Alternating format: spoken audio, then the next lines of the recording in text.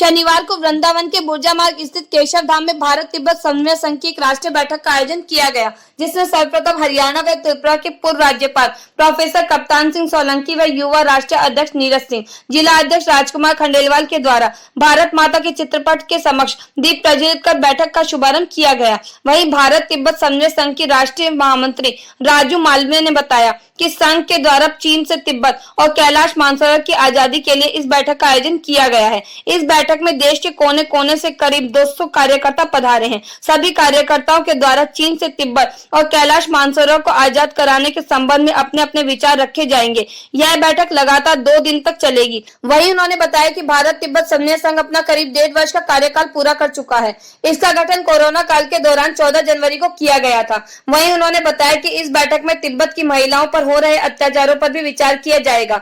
वहीं उन्होंने बताया कि तिब्बत महिला वेलफेयर सोसाइटी के सदस्य भी इस बैठक में सम्मिलित हुए हैं। सर, आज जो ये चिंतन शिविर हुआ है, ये किस विषय को लेकर हुआ है और क्या इसमें चिंतन? भारतीय तिब्बत समन्वय संघ आज चाइना की साम्राज्यवादी नीति, विस्तारवादी नीति के खिलाफ तिब्बत की आज़ादी और कैलाश मानसरोवर की आज़ादी के संदर्भ में प्रस्ताव पारित किया गया है। ये सभी प्रस्ताव पूर्व में भी हम राष्ट्रपति महोदय के समक्ष रखे हैं और इसको जन आंदोलन का रूप लेना है, ऐसा आज हमारे इस चिंतन शिविर में प्रस्ताव पारित किया गया है।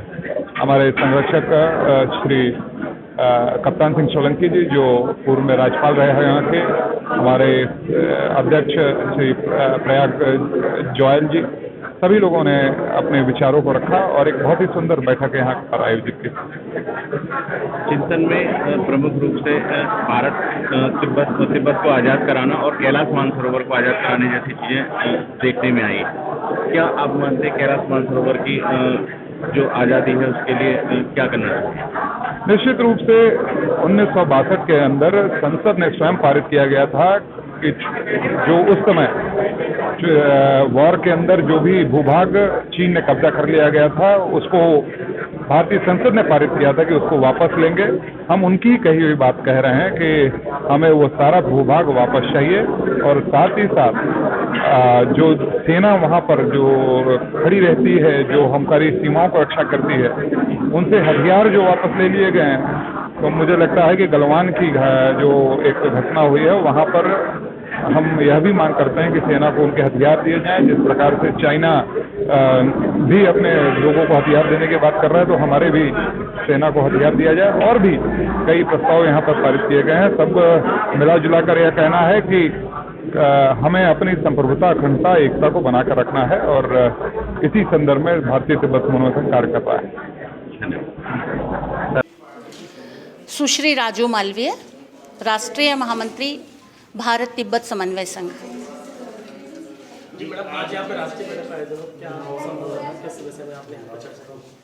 बिल्कुल, भारत तिब्बत समन्वय संघ का प्रारंभ कोरोना काल में 14 जनवरी 2021 को हुआ था। आज हम 1.5 वर्ष के बाद प्रत्यक्ष रूप से बैठे हैं और मुझे बताते हुए प्रसन्नता है कि 28 प्रांत के लोग 200 की संख्या में यहाँ पर उपस्थित हैं।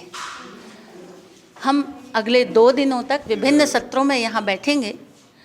इसके पूर्व हमने जब जूम मीटिंग की थी, उस समय राष्ट्रीय बैठक हमारी हरिद्वार में थी और कोरोना के कारण हमने उसको ऑनलाइन किया था, वरना वो भी प्रत्यक्ष थी। उसमें हमने 10 प्रस्ताव किए थे।